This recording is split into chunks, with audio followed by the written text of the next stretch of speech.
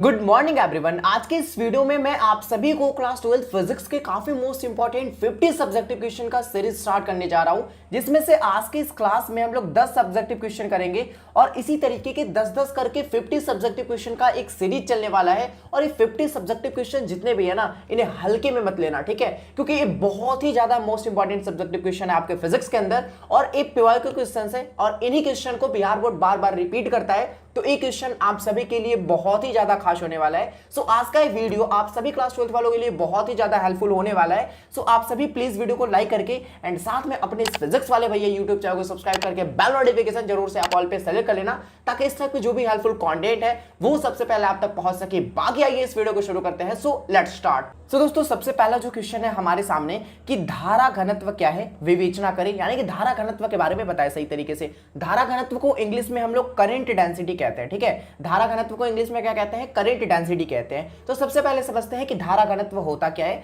तो आइए इसका परिभाषा समझते हैं। तो प्रति एकांक क्षेत्रफल से होकर, ठीक है, प्रति एकांक क्षेत्रफल से होकर गुजरने वाली विद्युत धारा को धारा घनत्व कहते हैं। यानी कि प्रति एकांक क्षेत्रफल से होकर गुजरने वाली धारा को, ठीक है, प्रति एकांक क्षेत्रफल से होकर गुजरने वाली धारा को धारा घनत्व यानी कि करंट डेंसिटी कहते हैं। और करंट डेंसिटी को हम लोग J से डिनोट करते हैं, यानी कि J बराबर I अपॉन में A आपका फॉर्मूला हो गया। और धारा घनत्व किसे कहते हैं समझ गए सही तरीके से कि प्रति एकांक क्षेत्रफल से होकर गुजरने वाली विद्युत धारा को धारा घनत्व कहते हैं। तो फॉर्मूला आपका यहां से आ गया J बराबर I अपॉन में A, ठीक है, J बराबर में I अपॉन में A।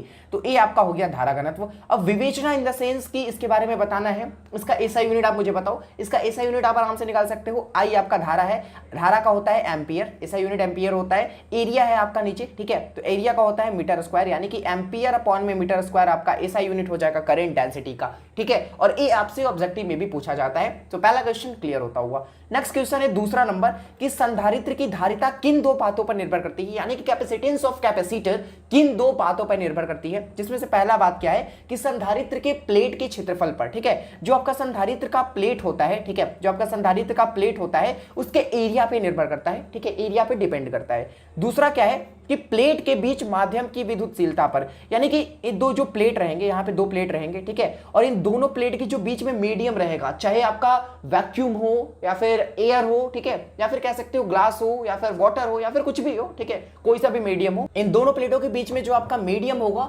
उनकी विद्युतशीलता पे यानी कि परावैधुता पे निर्भर करेगा। अगला क्वेश्चन है थर्ड नंबर कि विभवमापी के दो उपयोग लिखें, ठीक है, यानी कि जो आपका विभवमापी होता है, ये आपका यंत्र होता है, तो इसके दो उपयोग लिखने हैं कि इसका उपयोग कहां कहां किया जाता है। तो पहला उपयोग क्या है कि विभवमापी दो सेलों के बीच, ठीक है, विभवमापी किसी भी दो सेलों के बीच में विद्युत वाहक बल को मापता है। विद्युत वाहक बल को इंग्लिश में कहते हैं इलेक्ट्रोमोटिव फोर्स, यानी कि ईएमएफ शॉर्ट में बोलते हैं उसे, ठीक है। तो दो सेलों के बीच में जो आपका विद्युत वाहक बल होता है उसको मेजर करता है आपका विभवमापी, ठीक है। दूसरा चीज क्या है कि विभव जो मापी होता है, विभवमापी जो आपका होता है वो दो बिंदुओं के बीच में जो आपका उत्पन्न विभवांतर होता है, जो आपका पोटेंशियल डिफरेंस होता है, उसे मेजर करता है। तो विभवमापी के दो उपयोग क्लियर है। पहला क्या है कि दो सिलों के बीच में विद्युत वाहक बल को मापता है और दूसरा उपयोग क्या है कि दो बिंदुओं के बीच में उत्पन्न विभवांतर को मापता है, ठीक है। नेक्स्ट क्वेश्चन है 4 नंबर आप सभी के सामने कि चुंबकीय फ्लक्स की परिभाषा एवं मात्रक लिखे, यानी कि मैग्नेटिक फ्लक्स क्या होता है और साथ में आपको इसका एसआई यूनिट भी बताना है। तो आइए सबसे पहले हम लोग परिभाषा समझते हैं कि चुंबकीय फ्लक्स एक्चुअल में होता क्या है। तो किसी सतह से होकर लंबवत गुजरने वाली कुल चुंबकीय क्षेत्र रेखाएं की संख्या आपकी चुंबकीय फ्लक्स कहलाती है। यहाँ पे एक वर्ड यूज करा गया है, वो वर्ड क्या है? वो वर्ड है भैया आपका लंबवत, ठीक है।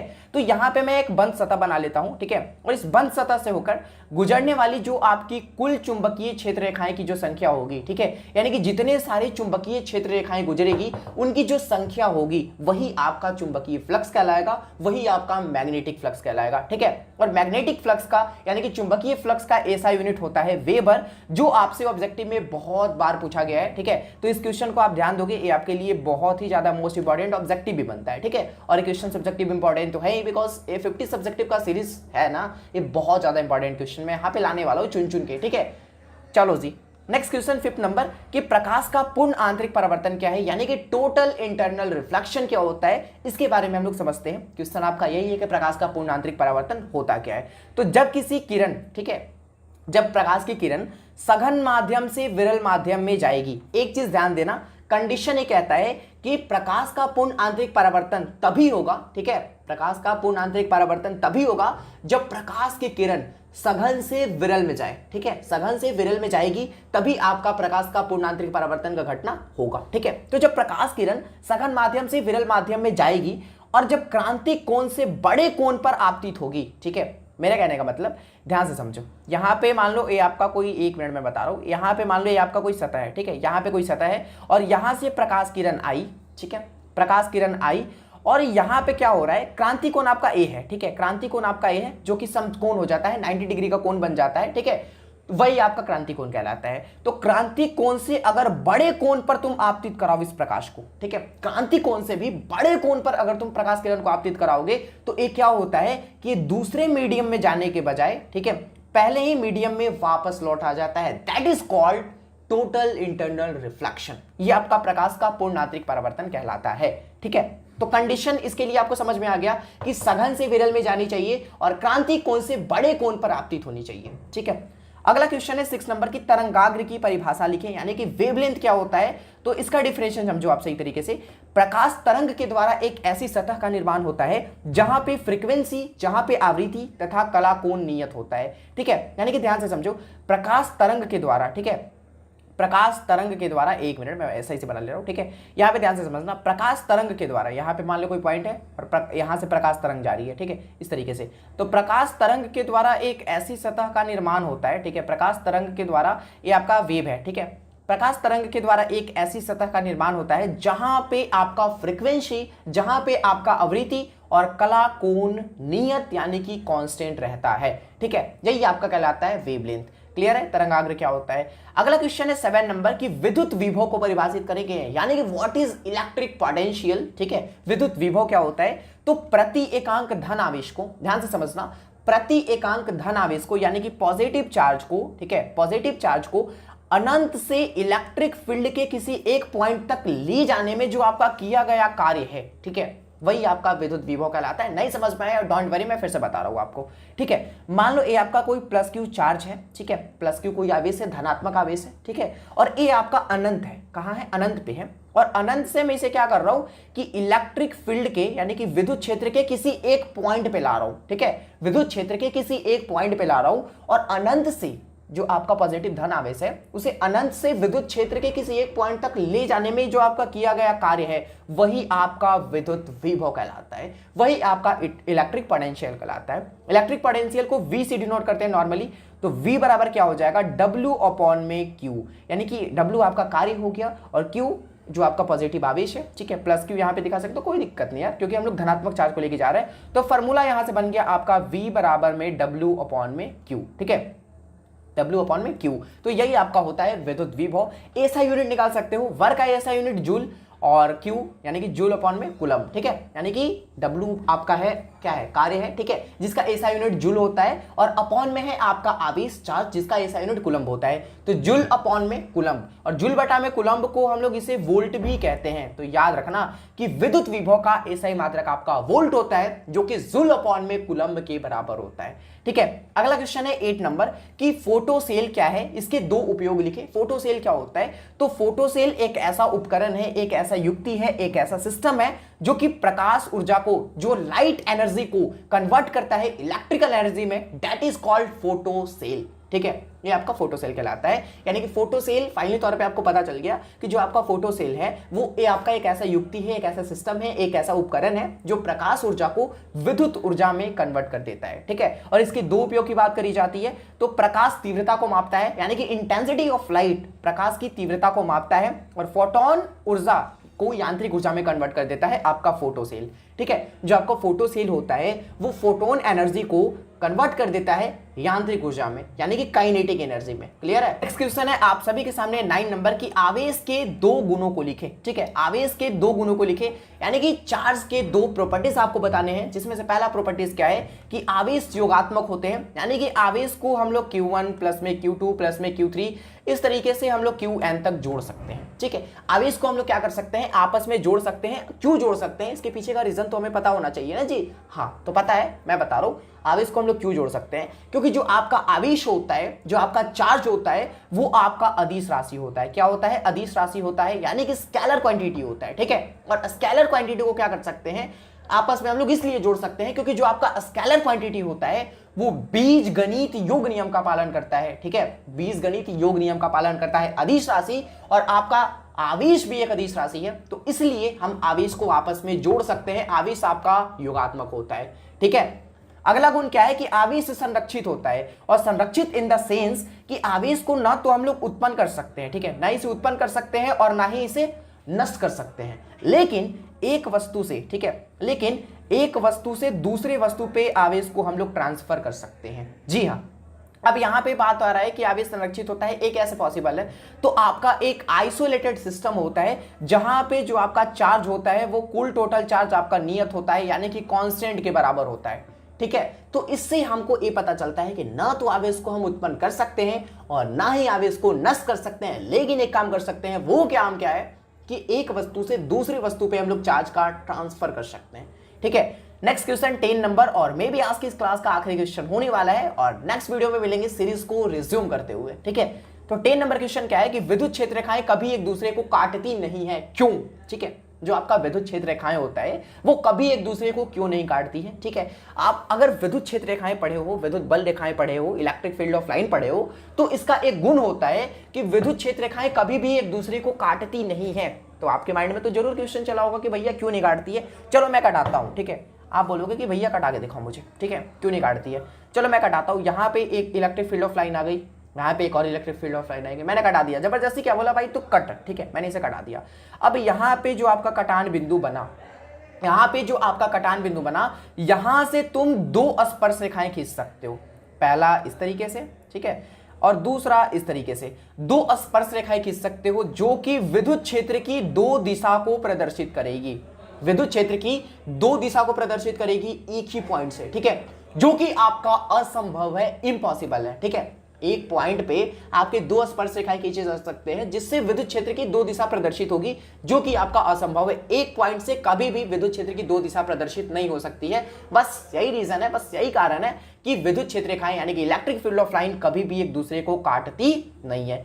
क्लियर है? तो आज की इस क्लास में हमने 10 सब्जेक्टिव क्वेश्चन करा फिजिक्स के, काफी मोस्ट इंपॉर्टेंट। तो थैंक यू सो मच आप सभी को यहां तक आने के लिए। और अगर आप सभी यहां तक आ गए हो तो मैं आपकी जानकारी के लिए बता दूं कि ये आपका जो सीरीज चलेगा ना, ये 50 सब्जेक्टिव क्वेश्चन का चलेगा, जिसमें से 10 हम लोग आज क्लियर कर लिए हैं और 4 वीडियोस और आएगी, और फिजिक्स के फाइनली 50 सब्जेक्टिव क्वेश्चन क्लियर करेंगे, जो कि बोर्ड एग्जाम की दृष्टि से काफी ही ज्यादा मोस्ट इंपॉर्टेंट होने वाले हैं। एंड पीडीएफ के लिए आप डायरेक्ट व्हाट्सएप पे आ जाओ, मैं आपको पीडीएफ प्रोवाइड कर दूंगा बिल्कुल फ्री में। सो आज के लिए इतना ही, नेक्स्ट वीडियो में मिलेंगे जल्दी किसी नए वीडियो के साथ। तब तक के लिए आप सभी को be positive, keep doing, wish all the best. Thank you so much आप सभी को, जय हिंद। हेलो एवरीवन, कैसे हो आप सभी? आज के इस क्लास में हम लोग class 12th physics question bank, ठीक है, कौन सा क्वेश्चन बैंक भैया? ब्रिलियंट क्वेश्चन बैंक का मोस्ट इंपॉर्टेंट सब्जेक्टिव क्वेश्चन करने वाले हैं। और जैसा कि आप सभी को पता है कि हम लोग फिजिक्स, ठीक है, फिजिक्स का 50 सब्जेक्टिव क्वेश्चन का सीरीज चला रहे हैं, जिसमें से 10 सब्जेक्टिव क्वेश्चन हमने ऑलरेडी क्लियर करके रखा है। ठीक है, और आज के इस वीडियो में हम लोग 11 नंबर क्वेश्चन से स्टार्ट करने वाले हैं। और अगर आप सभी ने 10 सब्जेक्टिव क्वेश्चन को क्लियर नहीं कराना तो क्या कर रहे हो भाई? क्या वेट कर रहे हो? जाओ पहले उसे क्लियर करके आओ। ठीक है, और ऐसा नहीं है ना कि अगर उसे आपने नहीं देखा तो ये वाला आपको समझ में नहीं आएगा, पहले इसे देख लो, उसके बाद देख लेना, कोई दिक्कत नहीं है। ठीक है, बाकी यहाँ पे हम लोग 11 नंबर क्वेश्चन से स्टार्ट करने वाले हैं, और ये जितने सारे भी क्वेश्चन हैं ये आपके पूरे फिजिक्स बुक से होने वाले हैं। ठीक है, तो वीडियो आप सभी के लिए बहुत ही ज्यादा क्या है, इंपॉर्टेंट है ना। इंपॉर्टेंट है तो क्या सुन रहे हो यार, लाइक करो वीडियो को फटाक से, एंड साथ में अपने फिजिक्स वाले भाई ये यूट्यूब चैनल को सब्सक्राइब एंड बेल आइकन को प्रेस, क्योंकि इसे भी एक दिन 1000 2000 छोटी छोटी सोच मत रखो, इसे 1 मिलियन 2 मिलियन पहुंचाना है अभी, और बिहार बोर्ड का नंबर 1 एजुकेशन चैनल बिल्ड करना है। तो इस वीडियो को शुरू करते हैं बिना किसी नौटंकी के। So let's start. दोस्तों 11 नंबर क्वेश्चन है आप सभी के सामने कि पृष्ठ आवेश घनत्व क्या है तथा इसका मात्रक लिखिए। पृष्ठ आवेश घनत्व को इंग्लिश में हम लोग सरफेस चार्ज डेंसिटी कहते हैं, और साथ में आपको इसका एसआई यूनिट बताना है। तो क्या दिक्कत है, बता दो ना भैया, मैंने नहीं पढ़ा। क्यों नहीं पढ़ा, मैं बता रहा हूं, यहाँ पे पढ़ो। ठीक है, प्रति एकांक क्षेत्रफल में उपस्थित आवेश को पृष्ठ आवेश घनत्व कहते हैं। ठीक है, प्रति एकांक क्षेत्रफल में उपस्थित आवेश को पृष्ठ आवेश घनत्व कहते हैं, यानी कि प्रति एकांक क्षेत्रफल यानी कि एरिया में उपस्थित आवेश को पृष्ठ आवेश घनत्व कहते हैं। और पृष्ठ आवेश घनत्व को हम लोग डिनोट करते हैं सिग्मा से। तो सिग्मा बराबर में Q अपॉन में A। ठीक है, सिग्मा बराबर में Q अपॉन में A आपका फॉर्मूला हो जाएगा यहां से। तो समझ गया ना, प्रति एकांक क्षेत्रफल, ठीक है, प्रति एकांक क्षेत्रफल, फिर से समझो, प्रति एकांक क्षेत्रफल में उपस्थित आवेश की मात्रा को, ठीक है, या फिर प्रति एकांक क्षेत्रफल में उपस्थित आवेश को पृष्ठ आवेश घनत्व कहते हैं, यानी कि सरफेस चार्ज डेंसिटी कहते हैं। और इसका एसआई यूनिट की बात कर रहा है ना भैया, तो फॉर्मूला आपके सामने है। ऐसा यूनिट आप खुद से निकाल लो। फॉर्मूला क्या है हमारे सामने कि सिग्मा बराबर में क्यू अपॉन में ए। अब यहां से आपको क्या करना है, एसआई यूनिट फाइंड करना है। तो एसआई यूनिट क्या दिक्कत है फाइंड करने में, क्यू का एसआई यूनिट क्या होता है, क्यू है तुम्हारा चार्ज, इसका यूनिट हो जाएगा कूलम्ब, और ए है तुम्हारा एरिया। ए क्या है जी, एरिया है, तो इसका एसआई यूनिट हो जाएगा तुम्हारा मीटर, मीटर स्क्वायर, ठीक है। तो कूलम्ब अपॉन में मीटर स्क्वायर तुम्हारा इसका मात्रक हो जाएगा। सो क्लियर है, ठीक है। आप इसे ऐसे भी लिख सकते हो, ऊपर में भेज सकते हो पावर में माइनस का 2।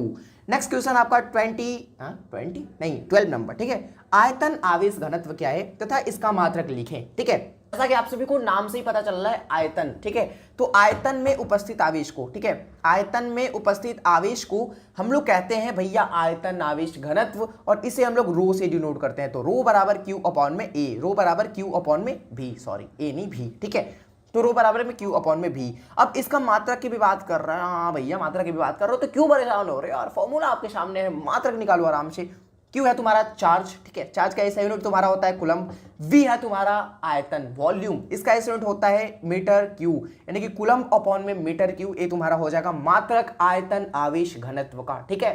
क्वेश्चन है आप सभी के सामने 13 नंबर की, क्यूरी ताप क्या है, क्यूरी टेम्परेचर क्या है। तो आइए इसका डेफिनेशन समझते हैं हम लोग। वह ताप जिस पर कोई भी लौह चुंबकीय पदार्थ अनुचुंबकीय पदार्थ में बदल जाता है तो क्यूरी ताप कहलाता है, ठीक है। क्यूरी ताप कौन सी ताप है भैया, वही ताप जिस पे लौह चुंबकीय पदार्थ तुम्हारा अनुचुंबकीय पदार्थ में बदल जाता है, वही फिक्स टेम्परेचर तुम्हारा क्यूरी टेम्परेचर कहलाता है। क्लियर है। और अगर मैं तुमसे पूछूं कि लौह चुंबकीय पदार्थ की प्रवृत्ति क्या होती है, ठीक है, प्रवृत्ति इसकी होती है एक से ज्यादा, हमेशा एक से अधिक होगी। और एक क्वेश्चन आपके ऑब्जेक्टिव में पूछे जाते हैं, अनुचुंबकीय का क्या होगा, अनुचुंबकीय का होगा 1 के बराबर, ठीक है, 1 के बराबर। अनुचुंबकीय पदार्थ की जो प्रवृत्ति होगी वो तुम्हारा 1 के बराबर होगा। अगला क्वेश्चन है आप सभी के सामने 14 नंबर की समविभवी तल को परिभाषित करें। जैसा कि आप सभी को नाम से ही पता चल रहा है समान विभव, ठीक है, क्या समान विभव, सेम पोटेंशियल। तो आइए इसके डिफिनेशन को भी समझ लेते हैं। डिफिनेशन क्या कहता है भैया कि विद्युत क्षेत्र में समविभवी तल एक ऐसा तल होता है, यानी कि इलेक्ट्रिक फील्ड में तुम्हारा समविभवी तल एक ऐसा तल होता है जिसके हर एक पॉइंट पे, जिसके सभी बिंदुओं पर तुम्हारा विद्युत विभव का मान समान होता है, वही तुम्हारा समविभवी तल कहलाता है, ठीक है। समविभवी तल समझ गए कि विद्युत क्षेत्र में समविभवी तल एक ऐसा तल होता है जिसके हर एक पॉइंट पे, जिसके हर एक बिंदु पे तुम्हारा विद्युत विभव का मान समान मिलेगा। अगला क्वेश्चन 15 नंबर कि आवेश के 2 मौलिक गुणों को लिखें। आवेश के 2 प्रॉपर्टीज बताना है आप सभी को, जिसमें से पहला प्रॉपर्टीज है कि आवेश योगात्मक होते हैं, आवेश संरक्षित होते हैं। लेकिन उससे पहले मैं आप सभी को कुछ बेसिक जानकारी दे देना चाहूंगा आवेश के बारे में, ठीक है। आवेश को हम लोग डिनोट करते हैं क्यू से, ओके। आवेश तुम्हारा 2 टाइप का होता है, जिसमें से पहला है पॉजिटिव, दूसरा है नेगेटिव, यानी कि धनात्मक और ऋणात्मक। आवेश तुम्हारा एक स्केलर क्वांटिटी है, ठीक है, आवेश तुम्हारा एक स्केलर क्वांटिटी है, क्लियर है। और आवेश को यहां पे देखो, जैसे एक प्रॉपर्टीज है कि आवेश योगात्मक होता है। आवेश को हम लोग जोड़ सकते हैं, क्यों जोड़ सकते हैं भैया, आवेश को हम लोग इस तरीके से जोड़ सकते हैं, Q1 Q2 Q3 करके इस तरीके से जोड़ सकते हैं हम लोग Qn तक, ठीक है। क्यों जोड़ सकते हैं, इसके पीछे का रीजन मुझे जानना है। तो इसके पीछे का रीजन आपके सामने है, क्योंकि जो आपका आवेश होता है वो आपका एक स्केलर क्वांटिटी होता है, आपका एक अदिश राशि होता है, और जो तुम्हारा अदिश राशि होता है वो बीजगणित योग नियम का पालन करता है, जिसके वजह से हम आवेश को क्या कर सकते हैं, जोड़ सकते हैं, ठीक है। दूसरा क्या है कि आवेश संरक्षित होता है। जी हाँ, जो आपका आवेश होता है, आवेश आपका संरक्षित होता है, और संरक्षित इन द सेंस कि ना तो तुम आवेश को नष्ट कर सकते हो और ना ही आवेश को उत्पन्न कर सकते हो, ठीक है। लेकिन एक वस्तु से दूसरे वस्तु पे ट्रांसफर कर सकते हो आवेश का, ठीक है। लेकिन ना तो तुम आवेश को उत्पन्न कर सकते हो और ना ही आवेश को नष्ट कर सकते हो। क्लियर है ना, क्लियर है तो क्लियर क्या बोल लो भैया, लाइक करो वीडियो को, सब्सक्राइब करो चैनल को, और इस फिजिक्स वाले भैया यूट्यूब चैनल को ना एक दिन बहुत बहुत बहुत ऊपर पहुंचाना है। बहुत ऊपर कहने का क्या मतलब भैया, अबे भैया वो वाला ऊपर नहीं, अभी बहुत ऊपर जाना है, ठीक है। आगे आ जाओ। अगला क्वेश्चन है आप सभी के सामने कि कूलम्ब का नियम क्या है। देखो कूलम्ब के नियम के ऊपर मैंने बहुत सारी डेडिकेटेड वीडियो बना रखी है, ठीक है। बहुत सारी, कितनी भैया, यही 3 या 4 बना रखी होगी, ठीक है। तो मैंने वीडियो बना रखी, और अगर आप सभी ने कूलम्ब के नियम को समझा है सही से, नहीं समझा, क्यों नहीं समझा, हमारी वीडियो जाके देखो यार, क्यों नहीं देखी, कोई दिक्कत नहीं है, नहीं देखी ना, कोई दिक्कत नहीं है, मैं यहाँ पे समझाऊंगा ना, सही से समझ जाना बस आराम से, कोई दिक्कत नहीं होने वाली है, आराम से पानी वानी पी के बैठो, ठीक है। मैं बता रहा हूँ कूलम्ब का नियम क्या होता है। देखो कूलम्ब के नियम में बेसिकली 2 ही कंडीशन होते हैं, कुछ चीजें होती है जिसे मैं हाईलाइट कर रहा हूँ, ध्यान से समझना, ठीक है। पहला कंडीशन क्या है कि जो तुम्हारा कूलम्ब का नियम है ये लगेगा बिंदुवत आवेश के बीच में, बिंदुवत आवेश के बीच में ही लगेगा तुम्हारा कूलम्ब का नियम। अब बिंदुवत आवेश इन द सेंस कि जब कोई चार्ज, ठीक है, जब कोई चार्ज तुम्हारा मोशन में है, जब कोई चार्ज तुम्हारा मोशन में है, गति में है, तो कूलम्ब का नियम लागू होगा, लागू होगा। अबे भैया क्या लिखा है आपने, आपने तो लिखा है बिंदुवत आवेशों के लिए लागू होगा, तो बोलो ना कि लागू नहीं होगा। जब कोई आवेश अगर मोशन में है तो वहां पे कूलम्ब का नियम लागू नहीं होगा, ठीक है। लेकिन अगर वही कोई आवेश रुका हुआ है तो लागू होगा, बिल्कुल होगा। तो आइए समझते हैं कंडीशन सही से, ठीक है। किन्हीं दो अस्थिर बिंदुवत आवेश के बीच में जो लगने वाला आकर्षण या प्रतिकर्षण बल होता है, भैया ऐसा समझ में नहीं आ रहा, दो आप क्या कर लो, बिंदुवत आवेश बना लो, ठीक है भैया, आपकी ऑर्डर, और मैं ना मानूं, हो सकता है क्या ऐसा। तो यहां पे मैंने मान लिया दो बिंदुवत आवेश जिसका मैंने नाम दे दिया Q1 Q2, नाम दे दिया Q1 Q2, ओके। बीच की दूरी भी कुछ मान लूं, हाँ जी भैया मान लो, क्या मान लो बताओ, आप मान लो, आप बोल रहे हो आर मानने, चलो ठीक है मैं आर मान ले रहा हूं, ठीक है। अब उसके बाद ध्यान से समझो, यहां पे लिखा हुआ है कि किन्हीं दो अस्थिर बिंदुवत आवेश के बीच में जो तुम्हारा लगने वाला आकर्षण या प्रतिकर्षण बल होगा, आकर्षण या प्रतिकर्षण बल होगा, मैं इसे दिखा दे रहा हूं F से, ठीक है। जो इसके बीच में जो लगने वाला आकर्षण या प्रतिकर्षण बल होगा उसे मैं दिखा दे रहा हूं F से, ठीक है। अब यहां पे कंडीशन समझना, दो कंडीशन कहता है कि दोनों आवेशों के मात्रा, मात्रा यही है ना Q1 Q2, ठीक है, मात्रा के गुणनफल के समानुपाती, यानी कि ये जो तुम्हारा बल लग रहा है, ये जो तुम्हारा फोर्स लग रहा है, ये डायरेक्टली सीधा समानुपाती होगा किसके, आवेशों के मात्रा के गुणनफल के, यानी कि आवेशों के मात्रा के गुणनफल के। तो पहला कंडीशन तो हमारे पास मिल गया कि जो एफ तुम्हारा जो होगा वो सीधा समानुपाती होगा आवेशों के मात्रा के गुणनफल के, मैंने कर दिया। दूसरा क्या है कि वर्ग के व्युत्क्रमानुपाती होता है, यानी कि जो तुम्हारा फोर्स है ना, ये वर्ग के व्युत्क्रमानुपाती होता है, यानी कि दूरी के वर्ग के व्युत्क्रमानुपाती होता है, ठीक है। यहाँ पे दूरी छूट गया यार, ठीक है, यहाँ पे कर लेना आवेशों की मात्रा के गुणनफल के समानुपाती, और यहाँ पे कर लेना, यहाँ पे कर लेना दूरी, ठीक है, और दूरी के वर्ग के व्युत्क्रमानुपाती होता है, ठीक है। तो यहाँ पे मैं इसे भी क्या कर दे रहा हूँ, टाइटल बॉक्स में डाल दे रहा हूँ। इसे इक्वेशन फर्स्ट मान सकते हो, इसे इक्वेशन सेकंड मान सकते हो, ठीक है। तो पहला कंडीशन क्या मिला हमें कि दोनों आवेशों के बीच में जो लगने वाला बल होगा वो आवेशों की मात्रा के गुणनफल के समानुपाती होगा। और दूसरा कंडीशन हमें क्या मिला कि ये जो तुम्हारा बल होगा वो दूरी के वर्ग के व्युत्क्रमानुपाती होगा। यानी कि कंडीशन आपके पास दो आ गए जिन्हें मैं दिखाना चाहूंगा। पहला कंडीशन क्या है आप सभी के सामने कि एफ समानुपाती Q1, ठीक है, Q1 इंटू Q2, और एक मिनट रुक जाना, Q1 इंटू Q2, ठीक है, ये हमारा इक्वेशन फर्स्ट है, ठीक है। और दूसरा इक्वेशन क्या था कि एफ जो होगा वो वर्ग के व्युत्क्रमानुपाती होगा, ठीक है, यानी कि ये तुम्हारा दूसरा इक्वेशन। अगर मैं दोनों को क्या करूँ, एक जैसा दिखाने की कोशिश करूँ तो क्या ऐसा हमें मिलेगा, क्या हमें ऐसा मिलेगा, बताने की कृपा करना थोड़ा, Q1 Q2 और अपॉन में R स्क्वायर, क्या हमें ऐसा मिलेगा। और एक बात मैं बताना चाहूंगा, आप सभी को पता होगा, बेसिक सा क्वेश्चन है कि अगर समानुपाती का चिन्ह हमें हटाना है तो यहाँ पे बराबर का चिन्ह लाना है, ठीक है, समानुपाती का चिन्ह हटा के अगर हमें बराबर का साइन लाना हो तो उसके लिए एक कांस्टेंट लाना पड़ता है, ठीक है, और हर एक कांस्टेंट का अपना अपना वैल्यू होता है। तो यहाँ पे मैं क्या कर रहा हूँ, यहाँ पे मैं लाऊंगा कांस्टेंट k, ठीक है, मैं यहाँ पे कांस्टेंट लाऊंगा k, यानी कि f बराबर, मैं यहाँ पे समानुपाती का चिन्ह हटा के बराबर का कर रहा हूँ, ध्यान देना, यहाँ पे कांस्टेंट आएगा एक k, ठीक है, कांस्टेंट आ गया हमारा k, Q1 Q2 अपॉन में R स्क्वायर, ठीक है।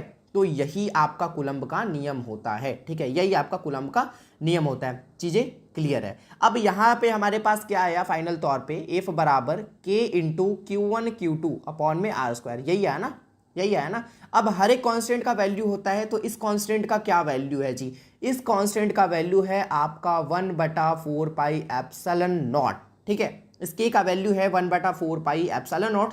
तो फाइनली अगर बात करी जाए तो कूलम्ब का नियम का फॉर्मूला तुम्हारा आ गया f बराबर में 1/4 पाई एप्सिलॉन नॉट इंटू में Q1 Q2 बटा में R स्क्वायर, यही आपका होता है कूलम्ब का नियम। क्लियर है। क्वेश्चन है आप सभी के सामने कि विद्युत धारिता किसे कहते हैं, यानी कि इलेक्ट्रिकल कैपेसिटेंस किसे कहते हैं। तो आइए इसे समझते हैं आसानी से। आवेश की वह मात्रा, आवेश की वह मात्रा जो किसी चालक को देने पर उसका एकांक विभव बढ़ जाता है, ठीक है, आवेश की वह मात्रा जो किसी चालक को देने पर उसका एकांक विभव बढ़ जाता है, विद्युत धारिता कहलाता है। विद्युत धारिता को C से डिनोट करते हैं। तो फॉर्मूला आप सभी के सामने आ गया, C बराबर में, ठीक है, V अपॉन में Q, आवेश की वह मात्रा जो किसी मैं चालक को देंगे तो उसका एकांक विभव क्या होगा, बढ़ जाएगा। नेक्स्ट क्वेश्चन है आप सभी के सामने कि गॉस का प्रमेय क्या है, थ्योरम है, बहुत इंपॉर्टेंट है, ध्यान से समझना इसे, ठीक है। किसी भी बंद सतह से होकर, तो भैया जो जो पहले चीजें बोले ना उसे कर लिया करो, ठीक है। एक बंद सतह मैंने बना लिया, किसी भी बंद सतह से होकर कुल विद्युत फ्लक्स, ठीक है, किसी भी बंद सतह से होकर गुजरने वाली कुल विद्युत फ्लक्स, और गुजरने वाली कुल विद्युत फ्लक्स यानी कि विद्युत क्षेत्र रेखाएं की संख्या, ठीक है, यानी कि total number of electric field of line, वही तुम्हारा विद्युत फ्लक्स कहलाता है ना, जिसे हम लोग डिनोट करते हैं फाई से, ठीक है। तो किसी भी बंद सतह से होकर गुजरने वाली कुल विद्युत फ्लक्स, सतह के भीतर उपस्थित कुल आवेश, मान लो सतह के भीतर कुल उपस्थित आवेश है तुम्हारा Q, उसका 1/ε0 गुना के बराबर होता है, यानी कि ये जो तुम्हारा फाई है ना, ये तुम्हारा क्यू का 1/ε0 गुना के बराबर होगा। समझा मैंने क्या बोला? ये जो तुम्हारा गुजरने वाला कुल विद्युत फ्लक्स होगा वो इसमें उपस्थित आवेश की 1/ε0 गुना के बराबर होगा, यानी कि फाइनल तुम्हारा गॉस थ्योरम का फॉर्मूला आ गया, फाई बराबर में क्यू बटा का ε0। यही होता है तुम्हारा गॉस का थ्योरम, याद रखना, बहुत इंपॉर्टेंट थ्योरम है। नेक्स्ट क्वेश्चन है आप सभी के सामने 19 नंबर की ओम का नियम क्या है। देखो आज तो तुम्हारा पार्ट 2 वीडियो है 50 सीरीज का, ठीक है, 50 सब्जेक्टिव सीरीज का फिजिक्स का। तो ये जो तुम्हारा पार्ट 2 वीडियो है ना, जो कि अभी आप देख पा रहे हो, ठीक है, अभी जो आप देख रहे हो, ये बहुत ही ज्यादा इंपॉर्टेंट है, ठीक है, वाकई में इंपॉर्टेंट है। बिकॉज आज की इस क्लास में 3 आपके नियम थ्योरम आ गए, बिकॉज जिसमें से पहला तुम्हारा कूलम्ब का नियम, गॉस का थ्योरम आ गया, उसके बाद तुम्हारा ओम का नियम है। तो बहुत ज्यादा इंपॉर्टेंट था आज का ये क्लास, ठीक है। तो वीडियो को स्टार्ट से अगर एंड तक देखा है आपने तो बहुत बढ़िया, ग्रेट हो आप, ठीक है, क्योंकि हर एक चीज आप समझ गए होगे आसानी तरीके से। बाकी कोई नहीं, आइए हम लोग ओम के नियम को भी समझ लेते हैं। यदि किसी चालक के भौतिक अवस्था में कोई परिवर्तन न किया जाए, मान लो हमारे पास एक कोई चालक है और अगर इसके चालक के भौतिक अवस्था में परिवर्तन ना करता हूं, और भौतिक अवस्था में परिवर्तन ना करना इन द सेंस कि सॉलिड है तो सॉलिड छोड़ दो, लिक्विड है लिक्विड छोड़ दो, गैस है गैस छोड़ दो, ठीक है। तो इन चालक के सिरों के बीच जो तुम्हारा उत्पन्न होने वाला विभवांतर होगा ना, वो विद्युत धारा के समानुपाती होगा, यानी कि इसमें जो तुम धारा प्रवाहित करोगे आई, उसके समानुपाती होगा, यानी कि V जो होगा तुम्हारा समानुपाती होगा I के। और तुम्हें मैं बार बार चीजें बोल रहा हूं कि समानुपाती का चिन्ह जब तुम हटाओगे वहां पे बराबर लाने के लिए एक कांस्टेंट तुमको ऐड करना पड़ेगा, वो कांस्टेंट है तुम्हारा R, ठीक है, वो कांस्टेंट है तुम्हारा R, V बराबर में IR। R समझो क्या है? R तुम्हारा रेसिस्टेंस है, प्रतिरोध है, जिसका ऐसा ही मात्रक क्या होता है? ओम होता है, ठीक है। चलो एक बार मैं सबका ऐसा यूनिट पूछ लेता हूं, V बराबर IR, ठीक है, ये तुम्हारा ओम का नियम होता है। अब भैया V यहाँ पे क्या है, I क्या है, R क्या है? तुमको V पता है, विभवांतर है, इसका ऐसा यूनिट होता है तुम्हारा वोल्ट, ठीक है, इसका ऐसा यूनिट होता है वोल्ट। I तुम्हारा धारा है, इसका ऐसा यूनिट होता है एम्पियर, ठीक है, एम्पियर। और R है तुम्हारा प्रतिरोध, रेसिस्टेंस, जिसका ऐसा यूनिट होता है तुम्हारा ओम। क्लियर है? नेक्स्ट क्वेश्चन है 20 नंबर की प्रत्यावर्ती धारा और दिष्ट धारा में अंतर बता रहा है, यानी कि एसी करंट और डायरेक्ट करंट में तुमको क्या करना है, डिफरेंस बताना है। और ये क्वेश्चन आप सभी को मैं दे रहा हूं होमवर्क के तौर पे। आप सभी को क्या करना है, अपने नोटबुक पे लिखना है और मेरे व्हाट्सएप नंबर पे आपको भेज देना है, ठीक है। मैं देखूंगा कि आप सभी का लिखने का तरीका कैसा है, ठीक है। एंड कभी भी आपको एजुकेशन रिलेटेड कोई भी डाउट हो, आप डायरेक्ट व्हाट्सएप पे मैसेज करना, मैं पर्सनल आपको लाइव आके, ठीक है, पर्सनल लाइव आके मैं आपको बता दूंगा वो चीजें, ठीक है। बाकी आज के इस वीडियो में इतना ही, ठीक है। एंड अगर आप सभी यहां तक आ गए हो ना, तो आप सभी को मैं कुछ बोलना चाहता हूँ, एकदम प्यार से बोलना चाहूंगा, थैंक यू आप सभी को यहां तक आने के लिए, thanks for watching the video. And आज के लिए इतना ही, मिलते हैं जल्दी की पार्ट 3 वीडियो में। एक्साइटेड हो पार्ट 3 के लिए? वीडियो को लाइक कर लो, कर लिया है, चलो बहुत बढ़िया, ठीक है। एंड साथ में कमेंट कर देना एक अच्छा सा, ठीक है, कि नेक्स्ट वीडियो कब मैं लाऊं। बाकी आज के लिए इतना ही, अगले वीडियो में हम लोग मिलेंगे जल्दी के किसी नए वीडियो के साथ। तब तक के लिए आप सभी को be positive, keep doing, wish all the very best, thank you so much आप सभी को। गुड मॉर्निंग एवरीवन, कैसे हो आप सभी? आज के इस वीडियो में मैं आप सभी को क्लास 12 फिजिक्स का काफी मोस्ट इंपॉर्टेंट 50 सब्जेक्टिव क्वेश्चन कराने वाला हूं। और ये जितने सारे भी सब्जेक्टिव क्वेश्चन है ना, ये आपके ब्रिलियंट क्वेश्चन बैंक से लिए गए हैं, ठीक है। और मैं आपको बता रहा हूं, हमने 20 सब्जेक्टिव क्वेश्चन ऑलरेडी क्लियर कर रखा है इस सीरीज का, यानी कि जो हमारा सीरीज चल रहा है ना 50 सब्जेक्टिव क्वेश्चन का, जिसका हमने 20 ऑलरेडी क्लियर कर रखा है 2 वीडियो में, ठीक है। और ये आपका सीरीज का 3rd वीडियो है, तीसरा वीडियो है, जिसमें हम लोग क्वेश्चन नंबर 21 यानी कि 21 नंबर क्वेश्चन से आज के इस वीडियो में स्टार्ट करने वाले हैं। सो आज का ये वीडियो आप सभी के लिए बहुत ही ज्यादा इंपॉर्टेंट होने वाला है। लेकिन मैं आपको एक चीज बता रहा हूं, आज के इस वीडियो में तो हम लोग 21 से स्टार्ट कर लेंगे, लेकिन इसके पहले वाले जो 20 इंपॉर्टेंट क्वेश्चन थे ना, जो सब्जेक्टिव क्वेश्चन आपके बनते हैं बोर्ड एग्जाम के लिए, वो जाके देख लेना भैया, नहीं तो फिर बहुत मार खाओगे।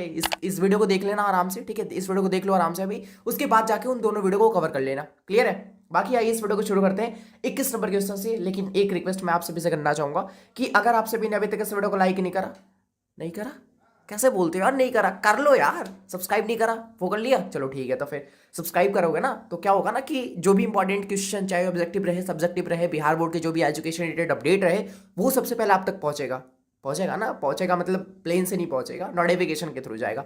बाकी आइए इस वीडियो को शुरू करते हैं। So let's start. तो दोस्तों सबसे पहला क्वेश्चन है हमारा कि प्राथमिक इंद्रधनुष तथा द्वितीयक इंद्रधनुष में अंतर स्पष्ट करना है, यानी कि प्राइमरी रेनबो और सेकेंडरी रेनबो क्या होता है, इसके बारे में आपको बताने हैं। भैया 2-3 नॉर्मल अंतर बता देना, एग्जाम में हो जाओगे पास। अब पास इन द सेंस क्या, देखो यहाँ पे प्राथमिक इंद्रधनुष क्या होता है, ठीक है, और द्वितीयक इंद्रधनुष क्या होता है, इसके बारे में 2-3 अंतर आप बता दो नॉर्मल सी। जिसमें से पहला अंतर क्या है कि यह एक आंतरिक परावर्तन के कारण होता है। आंतरिक परावर्तन समझते हो, टोटल इंटरनल रिफ्लेक्शन, ठीक है, टोटल इंटरनल रिफ्लेक्शन, पूर्ण आंतरिक परावर्तन। तो प्राथमिक इंद्रधनुष में, ठीक है, प्राथमिक इंद्रधनुष में केवल एक बार आपका आंतरिक परावर्तन होता है। लेकिन अगर वही बात कर लीजिए द्वितीयक इंद्रधनुष की, तो इसमें भैया 2 बार आंतरिक परावर्तन होता है। तो प्राइमरी इन द सेंस, प्राथमिक का मतलब एक, ठीक है, प्राथमिक का मतलब पता चलता है नाम से ही एक, और द्वितीय का मतलब 2। तो समझ जाना, प्राथमिक में एक बार टोटल इंटरनल रिफ्लेक्शन होगा और सेकेंडरी में आपका 2 बार होगा। क्लियर है? दूसरा अंतर क्या है कि द्वितीयक इंद्रधनुष की अपेक्षा ज्यादा तीव्र होती है। जो आपका प्राथमिक इंद्रधनुष होता है ना, वो ज्यादा चमकीला होता है। किसके अपेक्षा? आपका द्वितीयक इंद्रधनुष की अपेक्षा, ठीक है। दूसरा क्या है, यह कम तीव्र होता है। तीव्र मतलब चमकना, ठीक है, चमकीला, ब्राइट, समझ रहे हो ना।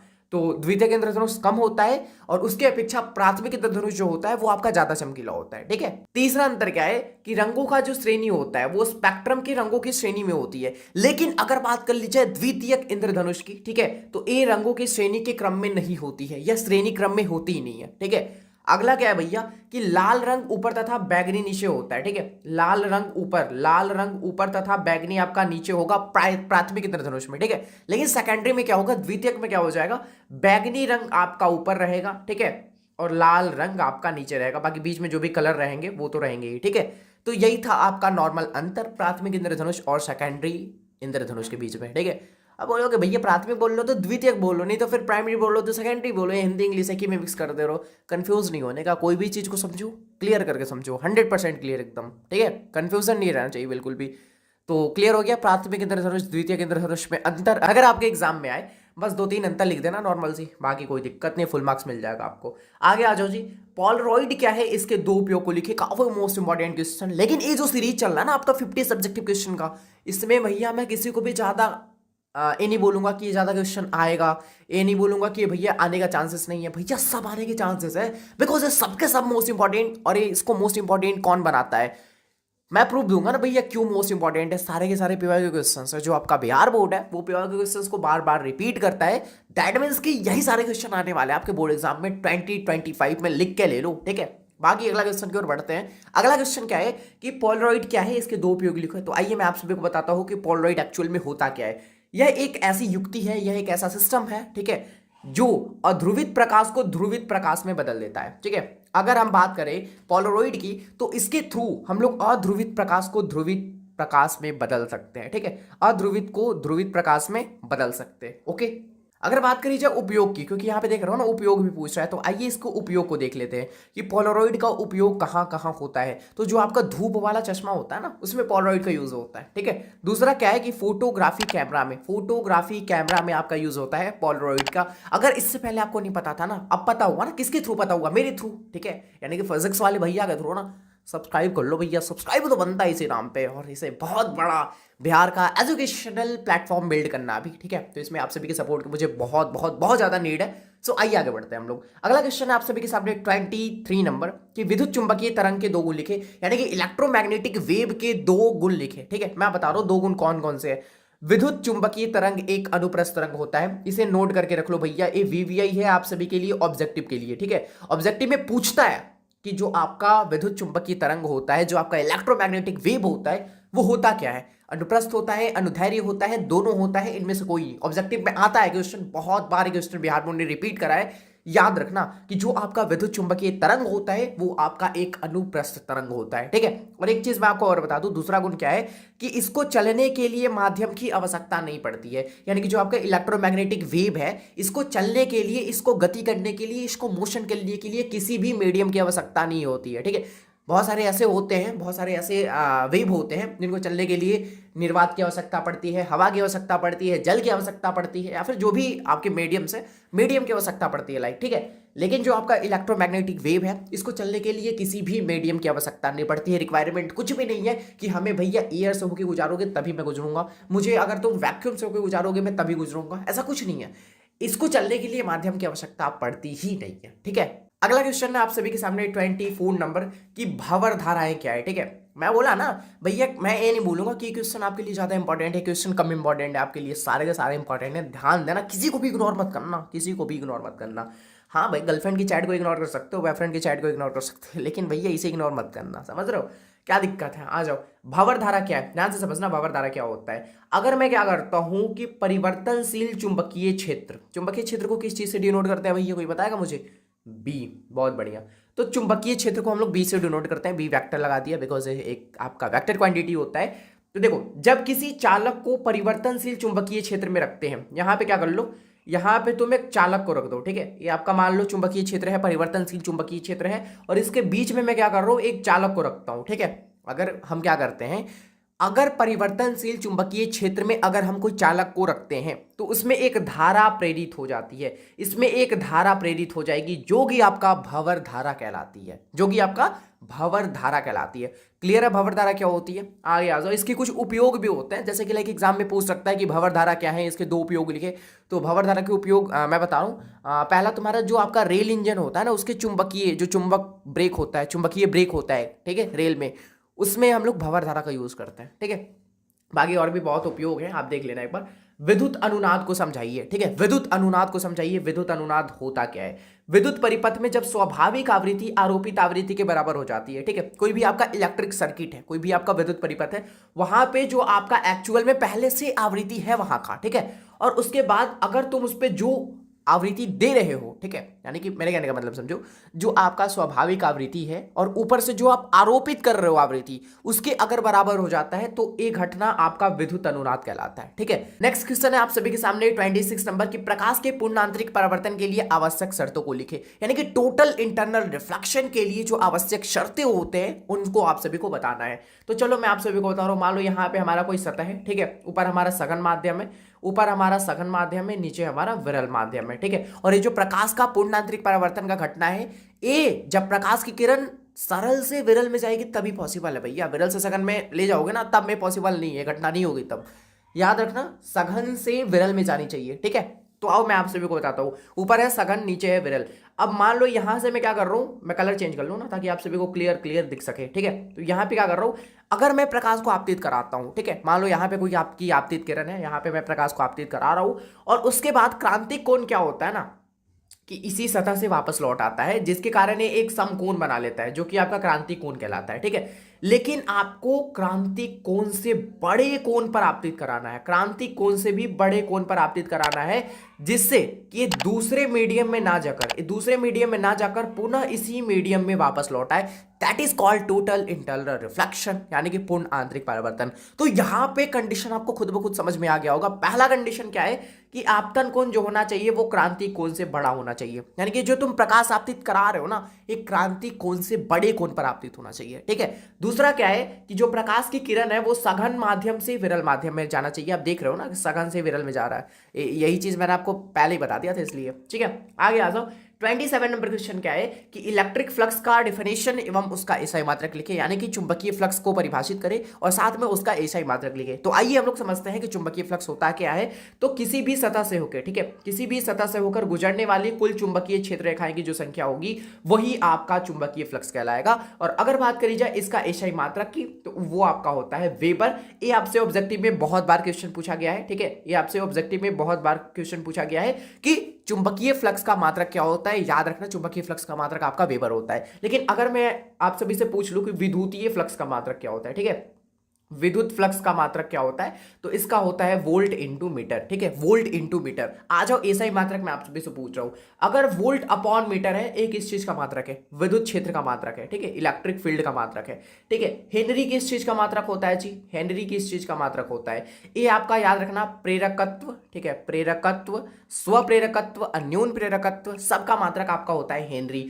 ओम किस चीज का मात्रक होता है, ओम किस चीज का मात्रक होता है, ये होता है तुम्हारा प्रतिरोध का, रेसिस्टेंस का। अब बताओ ओम इंटू सेंटीमीटर किस चीज का मात्रक होता है, ये तुम्हारा होता है प्रतिरोधकता का, ठीक है, रेसिस्टिविटी का। ओके जी, आप मुझे बताओ धारा घनत्व का ऐसा ही मात्रक क्या होता है, धारा घनत्व का ऐसा ही मात्रक क्या होता है। चलो मैं आपसे भी साथ पूछ रहा हूँ सही से, तगड़ी तगड़ी क्या, क्योंकि ऐसा ही मात्रक इंपॉर्टेंट है ना भैया। तो इसका फॉर्मूला होता है J बराबर I अपॉन में A, ठीक है। तो एम्पियर हो जाएगा, नीचे हो जाएगा मीटर स्क्वायर, एम्पियर अपॉन में मीटर स्क्वायर आपका धारा घनत्व का ऐसा ही मात्रक। और पूछूं पहले क्लास को एंड कर लेते हैं, लास्ट में मैं पूछताछ करने वाला हूँ, ठीक है, तो रुकना लास्ट में थोड़ा।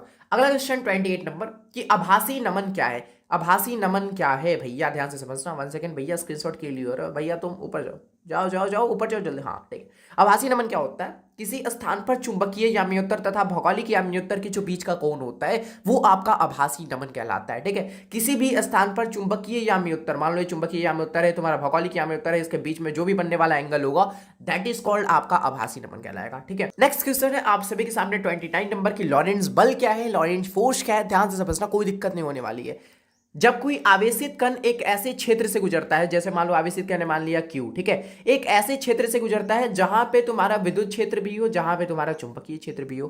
ठीक है, यानी कि जिसमें विद्युत क्षेत्र तथा चुंबकीय क्षेत्र दोनों होते हैं। ठीक है, कोई भी मान लो कोई आपका आवेशित कण Q है और एक ऐसे फील्ड में गति कर रहा है जहां पे तुम्हारा विद्युत क्षेत्र और चुंबकीय क्षेत्र दोनों अवेलेबल हो। ठीक है, तो इस सिचुएशन में जो यहां पे फोर्स लगेगा, ठीक है, इस सिचुएशन में जो आपका बल लगेगा प्लस Q चार्ज पे, ठीक है, तो वो बल, वो जो नेट फोर्स होगा, वो जो कुल आपका बल होगा that is called Lorentz force. समझ रहे हो, यही आपका लॉरेंज फोर्स का इक्वेशन हो गया यहाँ पे। ठीक है, और एक चीज मैं आपको बता रहा हूं, लॉरेंज बल में ध्यान देना, विद्युत क्षेत्र के कारण लगने वाला बल और चुंबकीय क्षेत्र के कारण लगने वाला बल, तो दोनों को अगर तुम जोड़ दोगे तो आपका लॉरेंज बल का इक्वेशन निकल जाएगा। ठीक है, क्योंकि लॉरेंज बल का डिफिनेशन भी यही कहता है ना कि अगर कोई आवेशित कण है, कोई ऐसे फील्ड में गति कर रहा हो जहां पे विद्युत क्षेत्र भी हो तुम्हारा और जहां पे चुंबकीय क्षेत्र भी हो, और दोनों के कारण इस पे जो बल लगेगा वही आपका कुल जो बल होगा ना, वो आपका लॉरेंज बल कहलाता है। ठीक है, बाकी नेक्स्ट क्वेश्चन है 13 नंबर आप सभी के सामने, बायो सावर्ट का नियम क्या है, ये आपके क्वेश्चन होमवर्क के तौर पे। जैसा कि आप सभी को पता है कि मैं जितने सारे भी वीडियोस बनाता हूं,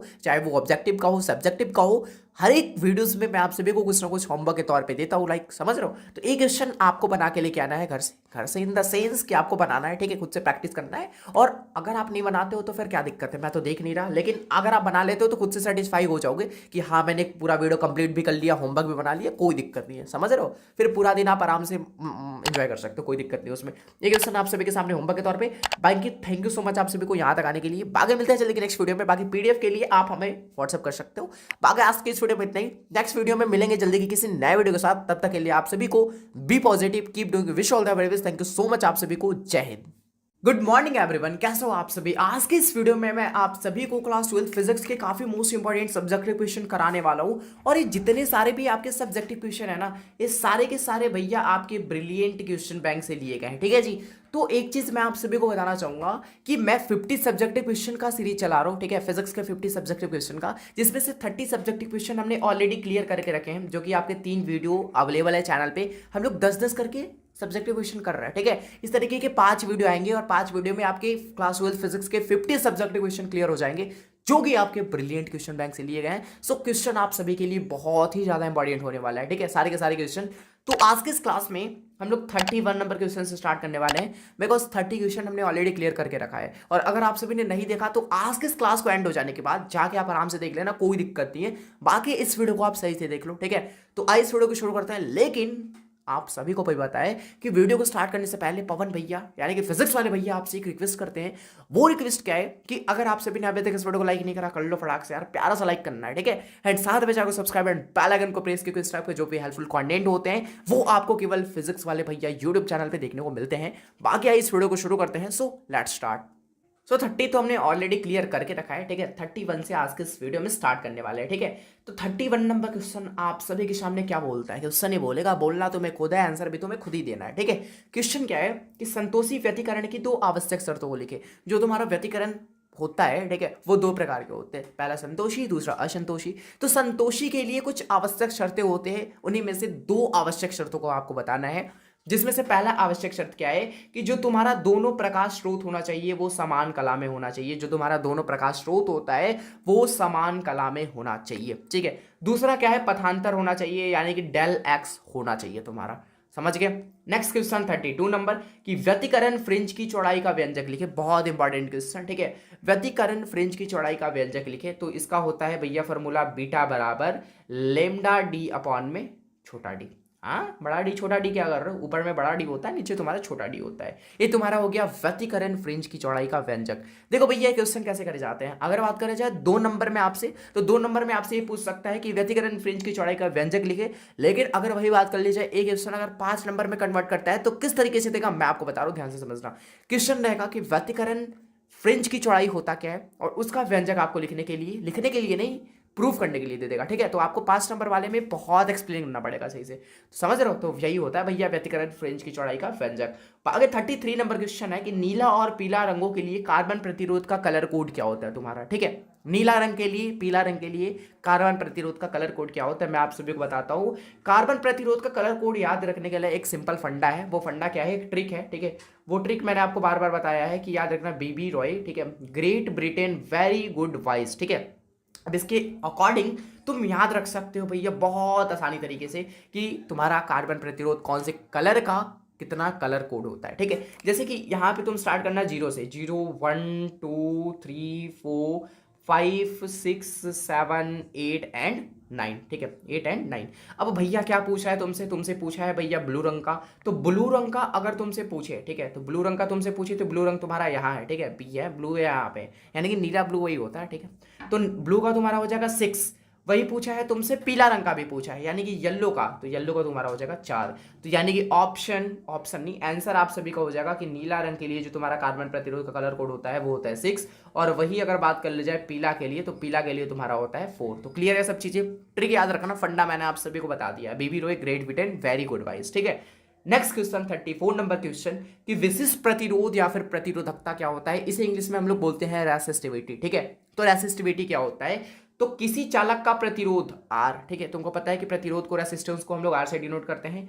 चालक के अनुप्रस्थ काट का क्षेत्रफल जिसे हम लोग A से डिनोट करते हैं, ठीक है, तथा उसका लंबाई जिसे हम लोग L से डिनोट करते हैं, कि अनुपात को चालक का विशिष्ट प्रतिरोध या प्रतिरोधकता कहा जाता है। यानी कि फिर से समझो, किसी चालक का प्रतिरोध R, ठीक है, चालक के अनुप्रस्थ काट का क्षेत्रफल A के गुणनफल, ठीक है, यानी कि गुणनफल इंटू में मैंने कर दिया, तथा उसके लंबाई L के अनुपात को, यानी कि लंबाई L के अनुपात को, यानी कि लंबाई को नीचे डालना है, L को नीचे डालना है। इसी को हम लोग कहते हैं विशिष्ट प्रतिरोधकता, ठीक है, विशिष्ट प्रतिरोध या फिर प्रतिरोधकता। और जो तुम्हारा विशिष्ट प्रतिरोध होता है इसे हम लोग डिनोट करते हैं रो से। तो रो बराबर तुम्हारा फॉर्मूला आ गया RA/L, ठीक है, RA/L। तो एक चीज मैं आप सभी से पूछना चाहूंगा, यहाँ पे एक ट्रिक से तुम याद रख सकते हो, मतलब रो बराबर राल, यानी कि RA/L, समझ रहे हो, रो बराबर राल।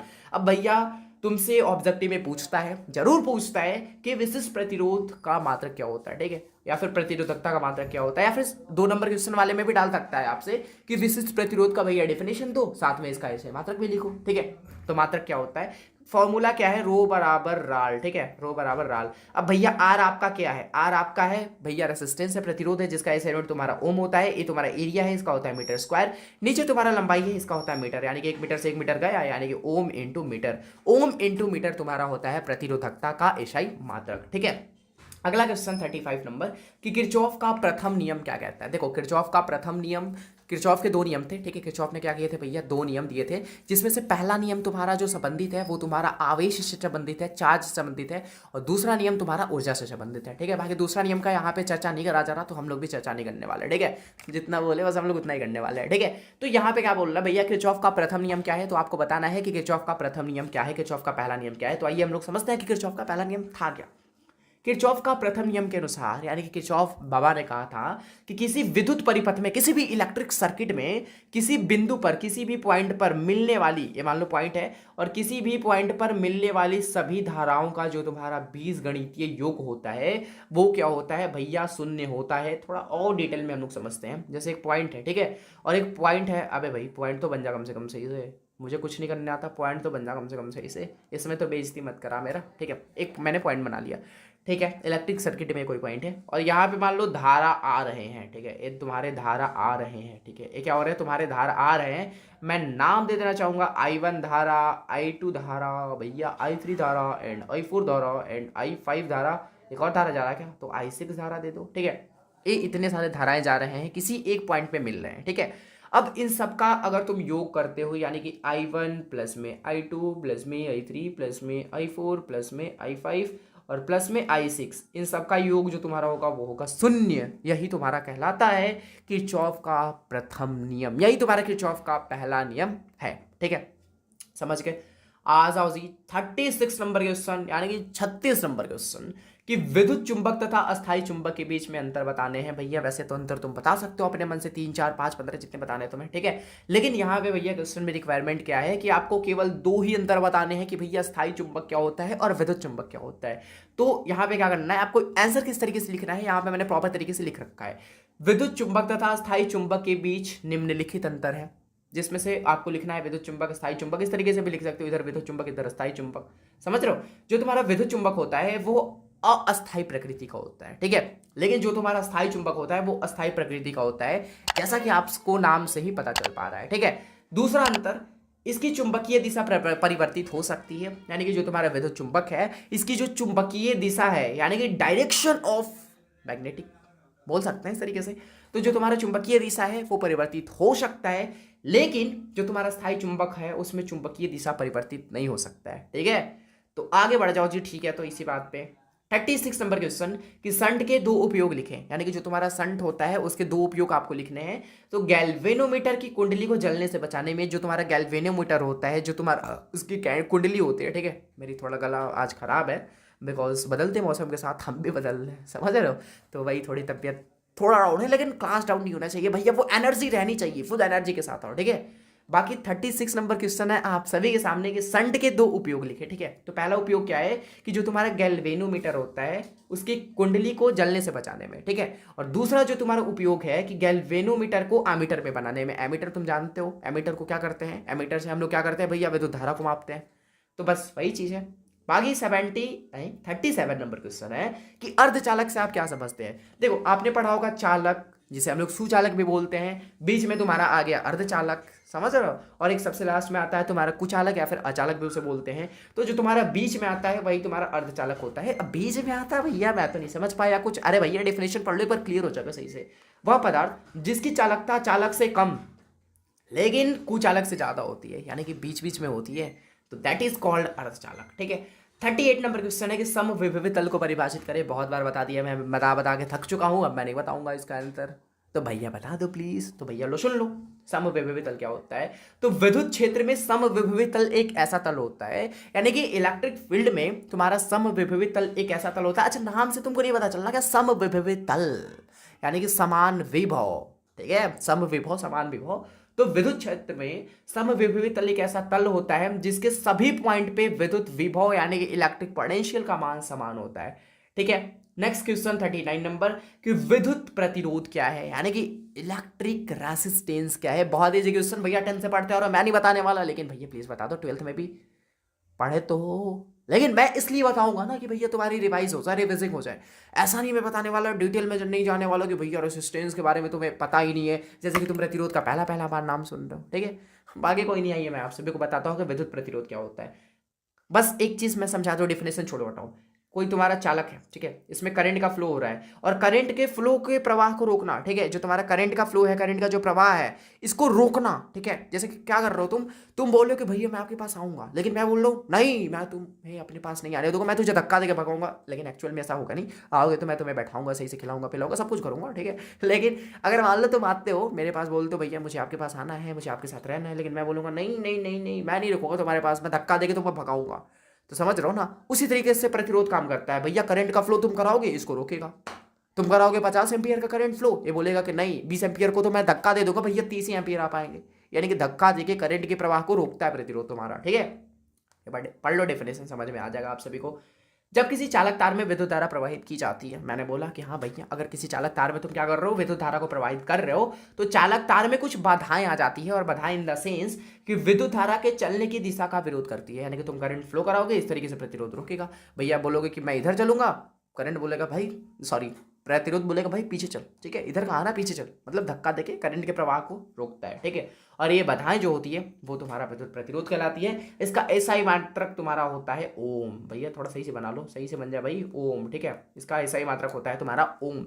तो क्लियर है, ठीक है, ये तुम्हारा विद्युत प्रतिरोध होता है। बाकी 14 नंबर क्वेश्चन आप सभी के सामने होमवर्क के तौर पे, कार्बन प्रतिरोध का कलर कोड क्या होता है, ये होमवर्क के तौर पे आप सभी बनाते नहीं हो क्या, बनाओ यार, खुद से सेटिस्फाई तो होगे। मैं नहीं देख रहा, ठीक है, आप बोलोगे अरे यार होमवर्क क्या बनाना भैया, देख थोड़ी रहे। हाँ मैं मानता हूँ मैं नहीं देख रहा, लेकिन भैया खुद से तो संतुष्ट हो जाओगे ना कि हाँ चलो मैंने क्लास भी कवर कर लिया, भैया ने होमवर्क दिया था वो भी मैंने बना लिया, खुद से तो संतुष्ट हो जाओगे कि चलो लाइफ में या फिर दिन में मैंने एक बार तो सही से पढ़ाई कर ली ना, तो बना लेना खुद के सेटिस्फाई के लिए। बाकी दूसरों को संतुष्ट करने के चक्कर में रहोगे तो फिर कभी नहीं आगे बढ़ सकते। बाकी थैंक यू सो मच आप सभी को यहाँ तक जुड़ने के लिए। एंड हमारी फैमिली 850 प्लस हो चुकी है, लेकिन ये टारगेट अभी बहुत बहुत बहुत छोटी है। हमें अभी 1 बिलियन 2 बिलियन सब देखना है, ठीक है। बस आई नीड योर सपोर्ट, बाकी फिर सब पॉसिबल है, समझ रहे हो। एक दिन बिहार का ब्रांड बनाना है इस यूट्यूब चैनल को, यूट्यूब चैनल नहीं, इस यूट्यूब फैमिली मेंबर को, समझ रहे हो, जिसका नाम है फिजिक्स वाले भैया। अपने माइंड में बैठा लो, यहाँ पे लिखवा लो अपने ललाट पे, ठीक है, कि फिजिक्स वाले भैया क्या है और क्या होने वाला है, ठीक है। बस आप सभी के सपोर्ट की जरूरत है। बाकी पीडीएफ के लिए आप व्हाट्सअप कर लेना। बाकी आज के इस वीडियो में नहीं रहने देते हैं, नेक्स्ट वीडियो में मिलेंगे जल्दी किसी नए वीडियो के साथ। तब तक के लिए आप सभी को be positive, keep wish of the very best. Thank you so much आप सभी को। जय हिंद, वंदे मातरम। हेलो एवरीवन, कैसे हो आप सभी। आज के इस वीडियो में मैं आप सभी को क्लास 12 फिजिक्स का काफी मोस्ट इंपॉर्टेंट 50 सब्जेक्टिव क्वेश्चन कराने वाला हूं। सो आज का क्लास आप सभी क्लास 12 वालों के लिए बहुत ही ज्यादा इंपॉर्टेंट होने वाला है। और एक चीज मैं आप सभी को और बता दूं, ये जो 50 सब्जेक्टिव क्वेश्चन है ना, ये सारे के सारे भैया आपके ब्रिलियंट क्वेश्चन बैंक से लिए गए हैं। सो आज का क्लास आप सभी के लिए बहुत बहुत बहुत ज्यादा इंपॉर्टेंट होने वाला है, ठीक है। लेकिन क्लास को स्टार्ट करने से पहले मैं आप सभी से एक प्यारा सा रिक्वेस्ट करना चाहूंगा। लेकिन रिक्वेस्ट करने से पहले मैं आप सभी को एक धन्यवाद देना चाहूंगा। वो धन्यवाद इस चीज का कि भैया हमारे family member finally 900 plus complete हो चुके हैं, ठीक है।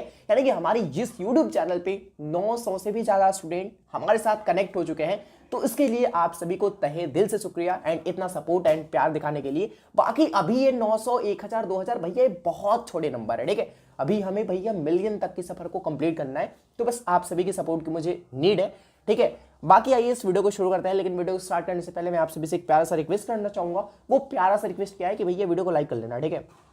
लाइक कर लेना यार, क्या दिक्कत है, ठीक है। इस चीज से हमें मोटिवेशन मिलती है और मैं आपके लिए कंटेंट लाता हूं जितना ज्यादा हो सके हेल्पफुल कंटेंट, ठीक है।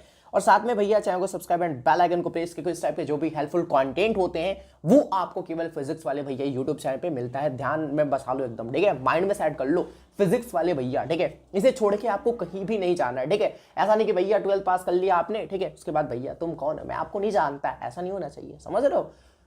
क्या है ना कि भैया 12th बाद में मैं आप सभी को प्रॉपर गाइड करने वाला हूँ, ठीक है, कि आगे आप सभी के लिए अपॉर्चुनिटी क्या हो सकती है फ्यूचर के लिए, वो सब सारी चीज़ मैं आप सभी को बताने वाला हूँ इसी यूट्यूब चैनल पे।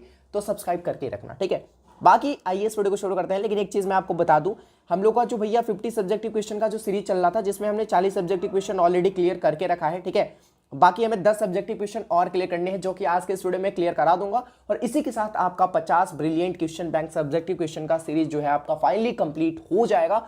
तो फाइनली आप कह सकते हो कि ये आपका लास्ट वीडियो होने वाला है हमारा फिजिक्स 50 सब्जेक्टिव क्वेश्चन का। सो आइए हम लोग 41 नंबर क्वेश्चन से स्टार्ट करते हैं। तो भैया 41 नंबर क्वेश्चन की तरह बाकी आज के इस वीडियो में मैं आप सभी को बता दूंगा कि पीडीएफ कहां आप सभी को मिलने वाला है एंड प्रोवाइड भी करा दूंगा आज, ठीक है। 41 नंबर क्वेश्चन है आप सभी के सामने कि प्रकाश का पूर्ण आंतरिक परावर्तन क्या है तथा इसकी शर्तें बताएं। यानी कि टोटल इंटरनल रिफ्लेक्शन क्या होता है और साथ में इसके कुछ शर्तें हैं वो आपको बतानी है कि इसके लिए क्या क्या इंपॉर्टेंट है, ठीक है। तो आइए मैं आप सभी को बताता हूं। देखो, जब प्रकाश किरण सघन माध्यम से विरल माध्यम में जाती है, ठीक है, ये आपका कोई सतह है, ठीक है, ऊपर में आपका हो गया सघन माध्यम और नीचे में हो गया आपका विरल माध्यम, ठीक है।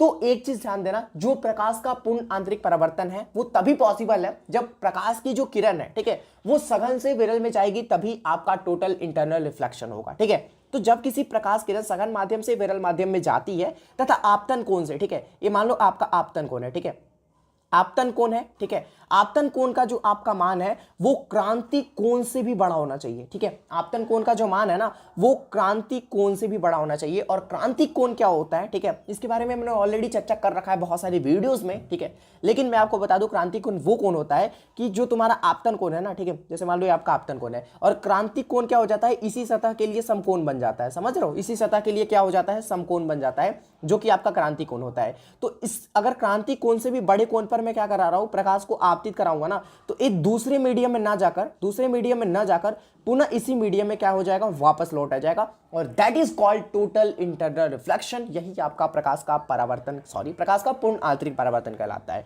तो क्लियर है। और बाकी डिफिनेशन से और जो भी मैंने आप सभी को अभी कॉन्सेप्ट बताया उसके अकॉर्डिंग आप इसके 2 आवश्यक शर्तों को लिख दो। पहला आवश्यक शर्त आपने क्या देखा कि जो प्रकाश की किरण है वो सघन माध्यम से विरल में जानी चाहिए, तभी आपका प्रकाश का पूर्णांतरिक परावर्तन संभव है। तो यहाँ पे पहले आपको लिखना पड़ेगा सही। अगर आपको अच्छे मार्क्स चाहिए ना तो उसके लिए आपको प्रॉपर वे में लिखना पड़ेगा, तभी आपको प्रॉपर मार्क्स भी मिलेंगे, ठीक है। तो आपको लिखना किस तरीके से है कि प्रकाश के पूर्ण आंतरिक परावर्तन के निम्नलिखित शर्त है, चाहे तुम 2 लिख रहे हो, 3 लिख रहे हो, 4 लिख रहे हो, ठीक है, ये मायने नहीं रखता। लेकिन अगर शॉर्ट आंसर क्वेश्चन में 2 लिखना, इससे ज्यादा लिखने की कोशिश मत करना, बिकॉज आपके टाइम ही सेव होंगे, ठीक है। तो प्रकाश किरण को हमेशा सघन माध्यम से विरल माध्यम में जाना चाहिए, तभी आपका पॉसिबल है टोटल इंटरनल रिफ्लेक्शन। दूसरा क्या है कि आपतन कोण का मान क्रांति कोण से बड़ा होना चाहिए, ठीक है। जो आपका आपतन कोण का मान है, जो आपका आपतन कोण का वैल्यू है, वो क्रांति कोण यानी कि क्रिटिकल एंगल से बड़ा होना चाहिए, ठीक है। तभी वो दूसरे मीडियम में ना जाकर पुनः उसी मीडियम में वापस लौट जाता है, समझ रहे हो। नेक्स्ट क्वेश्चन है भैया 42 नंबर आप सभी के सामने कि नाभिकीय बल क्या है, इसके गुणों को लिखे। भैया नाभिकीय बल कहने का मतलब तुम समझ जाना, ठीक है। पहले डेफिनेशन पढ़ लो, उसके बाद मैं आपको समझा रहा हूं सही तरीके से, ठीक है। नाभिकीय बल नाभिक में उपस्थित कणों के बीच प्रबल आकर्षण का नाभिकीय बल कहा जाता है, जो उन्हें एक दूसरे से बांधे रखता है। भैया देखो डेफिनेशन से थोड़ा बहुत कंफ्यूजन होगा, आई नो, ठीक है, लेकिन मैं आपको क्लियर कर दे रहा हूं। नाभिकीय बल वो बल होता है जैसे मान लो 2 वस्तु है, ठीक है, 2 वस्तु आपस में इतने मजबूती से जकड़े हुए हैं ना, इतने मजबूती से बंधे हुए हैं ना कि भैया इन्हें तोड़ पाना बहुत बहुत बहुत मुश्किल है। और ये जो आपका बंधन है ना, ये जो आपका प्रबल बंधन है, यही आपका नाभिकीय बल कहलाता है। और इसके अगर गुण की बात कर ली जाए ना भैया, तो देखो नाभिकीय बल के गुण, नाभिकीय बल आकर्षण बल होते हैं, यानी कि एक दूसरे से भैया इतने जकड़े होते हैं, एक दूसरे से इतने आकर्षित होते हैं कि इन्हें हटा पाना, इन्हें तोड़ पाना बहुत ज्यादा मुश्किल हो जाता है, समझ रहे हो। दूसरा गुण, नाभिकीय बल अत्यंत प्रबल होते हैं। मैंने आप सभी को बताया अत्यंत प्रबल इन द सेंस कि इन्हें तोड़ पाना बहुत ज्यादा मुश्किल होता है, ठीक है। जो नाभिकीय बल होते हैं वो अत्यंत लघु परास के होते हैं। क्या होते हैं? लघु परासी होते हैं, ठीक है। नेक्स्ट क्वेश्चन है आप सभी के सामने 43 नंबर की नाभिकीय विखंडन से आप क्या समझते हैं। विखंडन का नाम सुनते ही भैया आप सभी के माइंड में आता होगा टूटना फूटना, ठीक है। टूटना फूटना इन द सेंस मैं आपको बता रहा हूं क्या, वैसी प्रतिक्रिया, ठीक है, जिसमें एक भारी नाभिक मान लो आपको कोई भारी नाभिक है, ठीक है, भारी नाभिक के लगभग नाभिकों में विखंडित होने पर प्राप्त ऊर्जा की उत्पत्ति होती है, नाभिकीय विखंडन कहलाता है। भैया आप बोलोगे कि भैया जो डिफिनेशन आप लाए हो ना थोड़ा मुझे कंफ्यूज कर रहा है आज, चलो कोई दिक्कत नहीं, मैं आपको समझाता रहूं। फिजिक्स वाले भैया इज हेयर, तो टेंशन किस बात की भैया। चलो मैं आपको बता रहा हूं, देखो एक मान लो कोई कुछ नहीं करना, डेफिनेशन पे बिल्कुल भी ध्यान मत दो तुम। ये आपके सामने कोई बड़ा नाभिक है, ठीक है, ये बड़ा नाभिक ये क्या कर रहा है भैया, छोटे छोटे पार्ट में टूट गया, बस दैट इज कॉल्ड, यही आपका नाभिकीय विखंडन कहलाता है, समझ रहे हो। यानी कि कोई बड़ा भारी भरकम आपका नाभिक है और छोटे छोटे कणों में, छोटे छोटे नाभिकों में आपका टूट गया, बट गया, ये आपका नाभिकीय विखंडन कहलाता है, ठीक है। लेकिन अगर वही इसका अपोजिट प्रतिक्रिया हो, यानी कि छोटे छोटे नाभिक, ठीक है, छोटे छोटे नाभिक मिलकर क्या कर रहे हो, छोटे छोटे नाभिक मिलकर एक बड़ा नाभिक का निर्माण कर रहे हो, ये आपका कहलाता है नाभिकीय संलयन, ठीक है, ये आपका कहलाता है नाभिकीय संलयन। लेकिन आपसे पूछा है नाभिकीय विखंडन, तो विखंडन में बस यही समझना कि कोई भारी भरकम नाभिक है और ये क्या हो रहा है भैया, छोटे छोटे नाभिकों में भैया बढ़ जा रहा है, टूट जा रहा है, यही आपका नाभिकीय विखंडन कहलाता है। इससे ज्यादा आपको ज्यादा सोचने की जरूरत नहीं है, ठीक है। अगला है कि 44 नंबर क्वेश्चन कि फोटोसेल क्या है, ठीक है। फोटोसेल के बारे में हमने ऑलरेडी बहुत सारे वीडियोस में चर्चा कर रखी है यार, ठीक है। फोटोसेल क्या होता है, और फोटोसेल एक ऐसी युक्ति होती है, मैं कुछ बोल रहा था, चलो मैं बोलता हूं बाद में, ठीक है। फोटोसेल एक ऐसी युक्ति होती है, एक ऐसा डिवाइस होता है, एक ऐसा सिस्टम होता है जिससे हम लोग प्रकाश ऊर्जा को यानी कि लाइट एनर्जी को हम लोग कन्वर्ट कर सकते हैं इलेक्ट्रिकल एनर्जी में, यानी कि विद्युत ऊर्जा में कन्वर्ट कर सकते हैं, ठीक है। अगला क्वेश्चन है 45 नंबर कि विद्युत विभवांतर क्या है, यानी कि पोटेंशियल डिफरेंस क्या है, विद्युत विभवांतर क्या है, ठीक है, यानी कि इलेक्ट्रिक पोटेंशियल क्या है, वही चीज आपसे पूछ रहा है। तो प्रति एकांक धन आवेश को, ठीक है, प्रति एकांक धन आवेश को, ठीक है, एक पॉइंट से दूसरे पॉइंट तक ले जाने में जो किया गया कार्य होता है वही आपका विभवांतर कहलाता है, यानी कि that is called potential difference, ठीक है, कि प्रति एकांक धन आवेश को विद्युत क्षेत्र में एक बिंदु से दूसरे बिंदु तक ले जाने में जो आपका किया गया कार्य होता है वही आपका विद्युत विभवांतर कहलाता है, ठीक है। और विभवांतर का जो आपका एसआई मात्रक होता है वो क्या होता है, कोई मुझे बता सकता है। विभवांतर का एसआई मात्रक आपका वोल्ट होता है, ठीक है। और भी अगर आप कुछ जानते हो विभवांतर के बारे में कमेंट करना, कमेंट करने से मुझे कोई भी प्रॉफिट होने नहीं वाला, ठीक है। आपकी प्रैक्टिस होगी, ठीक है, आपकी रिवीजिंग होगी उस चीज की, समझ रहे हो। और विभवांतर के बारे में जितना ज्यादा हो सके चीजें और आप समझने वाले हो, ठीक है, वो चीजें माइंड में आपकी रिकॉल होती रहेगी। तो विभवांतर के बारे में अगर आप इसके अलावा भी और भी कुछ चीजें जानते हो, इसके क्या टर्म और कंडीशंस होते हैं, वो आप कमेंट में मुझे बता सकते हो, ठीक है। नेक्स्ट क्वेश्चन 46 नंबर की विद्युत धारा किसे कहते हैं। एक लाइन में इसका आंसर मैं आप सभी को बताऊं कि आवेश के प्रवाह के दर को, ठीक है, आवेश का जो प्रवाह होता है यानी कि जो आपका फ्लो ऑफ चार्ज होता है, इसके प्रवाह के दर को हम लोग विद्युत धारा यानी कि इलेक्ट्रिक करंट कहते हैं। तो आइए इसका डेफिनेशन भी देख लेते हैं। किसी चालक के आवेश के प्रवाह के दर को विद्युत धारा कहते हैं, ठीक है, और इसे हम लोग डिनोट करते हैं आई से। जो आपका विद्युत धारा होता है इसे डिनोट करते हैं आई से, बड़ा ही छोटा ही कोई भी दिखा सकते हो, कोई प्रॉब्लम नहीं है, ठीक है।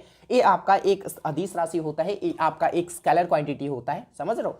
और एक चीज मैं आप सभी को और बता दूं, जैसे मान लो 1 सेकंड सॉरी, एक चीज मैं आपको और कुछ बताना चाह रहा हूं, वो चीज क्या है भैया, जैसे मान लो कोई आपका चालक है, ठीक है, और इसमें इलेक्ट्रॉन इधर, मतलब एक मिनट में बता रहा हूं, अगर मान लो ये कोई चालक है, ठीक है, और इसमें जो करंट की दिशा है वो अगर इस तरफ होगी, ठीक है, अगर विद्युत धारा की जो दिशा है ना वो अगर इस तरफ होगी, तो जो इलेक्ट्रॉन की दिशा होगी वो अपोजिट साइड में होगी, इस तरह, ठीक है, इस तरह होगी। यानी कि एक चीज मैं आपको क्लियर कर दूं, यहां से आपको एक पॉइंट क्लियर होता है कि जो आपका विद्युत धारा का डायरेक्शन होता है उसका अपोजिट डायरेक्शन होता है आपका स्पीड ऑफ इलेक्ट्रॉन, यानी कि जो आपका इलेक्ट्रॉन का जो चाल है, जो आपका इलेक्ट्रॉन मोशन में है, जो आपका इलेक्ट्रॉन गति कर रहा है, वो विद्युत धारा के उल्टे दिशा में गति करता है, ठीक है। तो बस यही है आपका विद्युत धारा, समझ गए विद्युत धारा के बारे में। इसका एसआई मात्रक होता है आपका एम्पियर, ठीक है, इसका एसआई मात्रक होता है एम्पियर। एसआई मात्रक क्या होता है? एम्पियर होता है, ध्यान रखना, जिसे हम लोग ए से डिनोट करते हैं। बाकी आ जाओ 47 नंबर क्वेश्चन में कि भंवर धाराएं क्या होती है। भंवर धारा क्या होती है, बहुत इंपॉर्टेंट क्वेश्चन। वैसे 50 के 50 सारे बहुत इंपॉर्टेंट क्वेश्चन थे आप सभी के लिए, ठीक है, कोई दिक्कत नहीं है, सारे के सारे बहुत इंपॉर्टेंट है, सबको पढ़ लेना, ध्यान से समझ लेना, सबको नोट कर लेना, कोई दिक्कत नहीं, आप आराम से पढ़ लेना, ठीक है।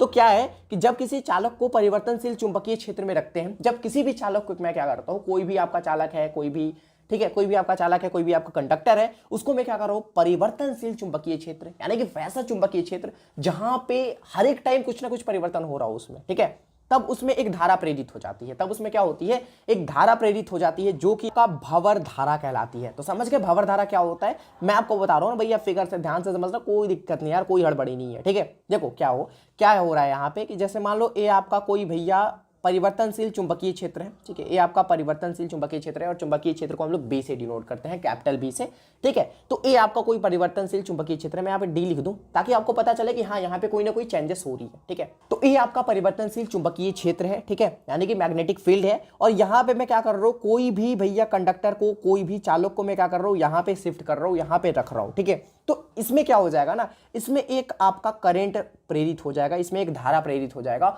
और यही धारा आपका भंवर धारा कहलाता है, ठीक है, यही धारा आपका भंवर धारा कहलाता है। और कहीं कहीं आपसे भंवर धारा का डेफिनेशन भी साथ में प्लस में आपको उपयोग भी कभी कभी पूछ देता है, या फिर पूछा भी गया है बहुत बार, या फिर पूछ भी सकता है, या फिर ऐसे ही बोल सकता है कि बस भैया तुम भंवर धारा का परिभाषा दो, भंवर धारा होता क्या है वो चीज आप मुझे बता दो। लेकिन अगर आपसे उपयोग पूछ लिया जाए तो एक दो उपयोग आप लिख देना। जैसे एक उपयोग मैं आप सभी को बता दे रहा हूँ, जो आपका रेल होता है ना, ठीक है, तो रेल का जो चुंबकीय ब्रेक होता है, जो रेल का ब्रेक होता है, उसमें कुछ मैग्नेट का कोई कण होता है, ठीक है, या फिर मैग्नेट टाइप का बोल सकते हो, कुछ मैग्नेट होता है, उसमें मैग्नेट के पार्टिकल्स होते हैं। तो वहां पे जो आपका चुंबकीय ब्रेक होता है उसमें हम लोग भंवर धारा का यूज करते हैं, ठीक है। बाकी कोई नहीं, एक दो उपयोग अगर आपसे पूछे लिख देना सही से। नेक्स्ट क्वेश्चन है आप सभी के सामने कि दो असमान आवेशों के बीच विद्युत बल रेखाएं को दिखाएं। एक चीज मैं आप सभी को बोलूं भैया, इसका जवाब मैं नहीं देने वाला, आप दोगे, ठीक है, बिकॉज जो भी पूरी मेहनत है वो आप सभी को ही करनी है, ठीक है। बस मैं क्या कर सकता हूं, प्रॉपर गाइड कर सकता हूं, बता सकता हूं, पढ़ा सकता हूं, लेकिन मेरी जो क्रेडिट होगी ना वो केवल 20% तक ही होगी, 20 से 30% तक होगी, ठीक है। लेकिन बाकी की जो 70-80% का क्रेडिट है वो आपको खुद लाना है, ठीक है, वो आपको खुद अचीव करना है इस चीज को, यानी कि पूरी मेहनत तो भैया आप ही को करना है। बस मैं क्या कर सकता हूँ, एक रास्ता दिखा सकता हूँ, ठीक है, बस मैं क्या कर सकता हूँ, एक प्रॉपर वे बता सकता हूँ, लेकिन उस वे में आपको ही चलना पड़ेगा, समझ रहे हो। तो मैं क्या कर देता हूँ, इसका बता दे रहा हूँ, बाकी इसका आपको खुद से बना लेना, बिकॉज ये थोड़ी फिगर टाइप की क्वेश्चन होने वाली है। यहाँ पे क्या कर रहा है, दो असमान आवेशों के बीच विद्युत बल रेखाएं को दिखाएं, यानी कि दो असमान आवेश, ठीक है, यानी कि एक भैया प्लस रहेगा तो एक आपका माइनस रहेगा, ठीक है, प्लस एक माइनस, ठीक है। तो इसमें क्या होगा, प्लस वाले में तो पता है जो आपका इलेक्ट्रिक फील्ड ऑफ लाइन होता है, यानी कि जो विद्युत क्षेत्र रेखाएं होती है वो क्या होती है, आउटवर्ड होती है, ठीक है, आउटवर्ड होती है। और इसमें क्या होता है, इनवर्ड होता है, समझ रहे हो। तो ये आपको क्या करना है, प्रॉपर्ली वे में आपको दिखाना है कि दो असमान आवेश के बीच विद्युत बल रेखाएं को आपको दिखाना है। चलो मैं आपको दिखा दे रहा हूँ, ठीक है। एक मैं क्या कर लेता हूँ, प्लस ले लेता हूँ, ठीक है, एक धनावेश ले लेता हूँ, एक ऋण आवेश ले लेता हूँ। तो इससे क्या होगा ना, जैसे एक मिनट मैं इसके कलर को चेंज करते रहूँ, इससे तो भैया क्या होगा, निकलेगा, ठीक है, क्योंकि प्लस है ना तो इसका आउटवर्ड होता है, ठीक है।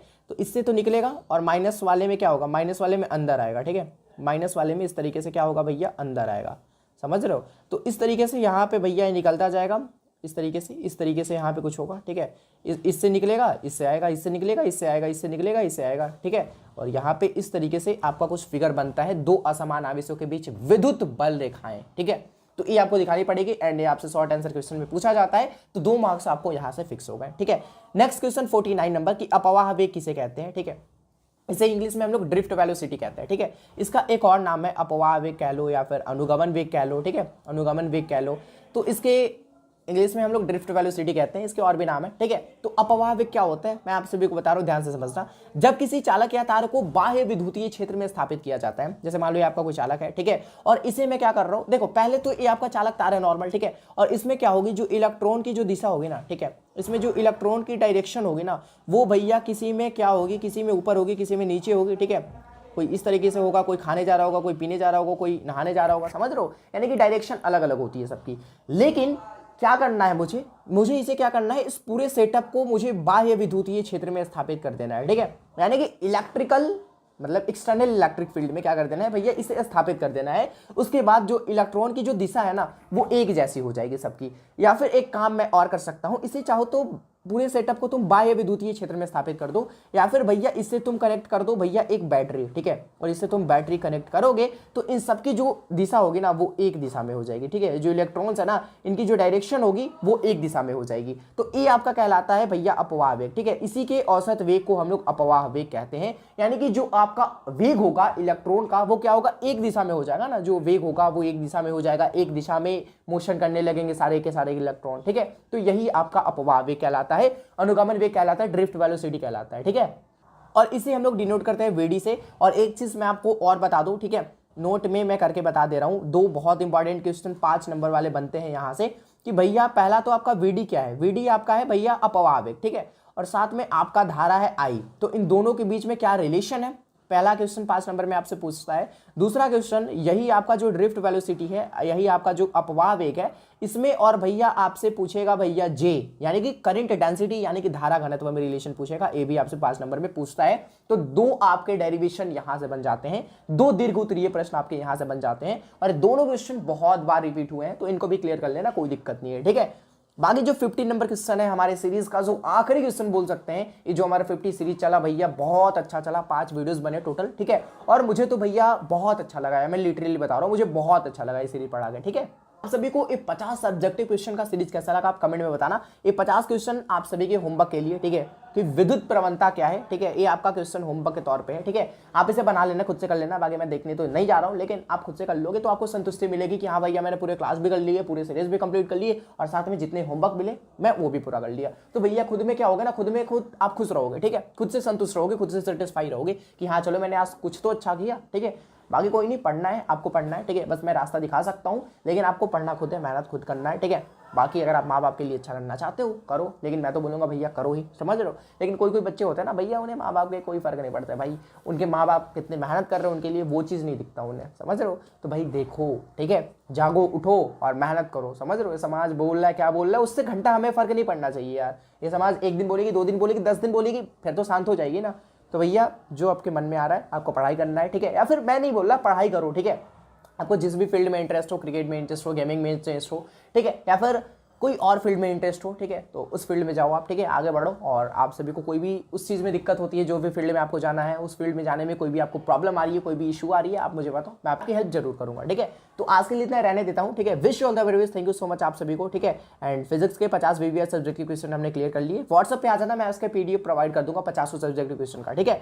बाकी थैंक यू सो मच आप सभी को। हमारे चैनल पे finally 900 plus family member complete हो चुके हैं, यानी कि 900 से ज़्यादा लोग हमारे ऊपर ट्रस्ट कर चुके हैं। बड़ी बात ये है भाई, तो हमारे लिए तो खुशी की बात है ही, बाकी आप सभी के लिए है कि आपका जो एक अच्छा भरोसेमंद ट्रस्टेड प्लेटफॉर्म है फिजिक्स वाले भैया, उस पर भैया बहुत ज़्यादा लोग धीरे धीरे ज्वाइन हो रहे हैं, ठीक है। तो आप सभी के सपोर्ट के लिए बहुत बहुत धन्यवाद आप सभी को। बाकी नेक्स्ट वीडियो में हम लोग मिलते हैं जल्दी की किसी नए वीडियो के साथ। तब तक के लिए आप सभी को be positive, keep doing, wish all the best, thank you so much आप सभी को। जय हिंद, वंदे मातरम।